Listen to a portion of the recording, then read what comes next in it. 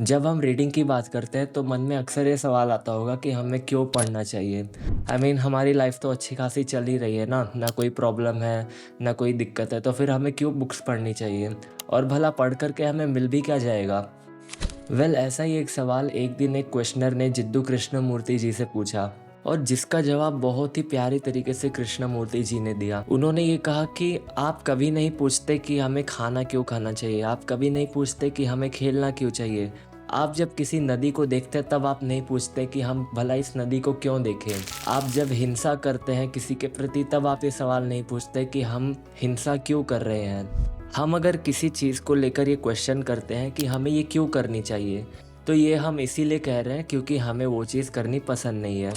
जबकि पढ़ना, खेलना, हंसना, अच्छे बनना, बुरे बनना, नदियों को देखना, बादलों को देखना, ये सब कुछ जीवन का हिस्सा है। तो अगर आपको ये नहीं पता कि कैसे पढ़ते हैं, कैसे चलते हैं या कैसे किसी पत्ते की सुंदरता को अप्रिशिएट करते हैं, तो इसका मतलब है कि आप जी नहीं रहे हैं। और इसके बाद उनकी जो लाइन आती है वो मेरी सबसे ज़्यादा फेवरेट है। कहते हैं कि आपको पूरी की पूरी ज़िंदगी को समझना है, ना कि सिर्फ उसके एक हिस्से को।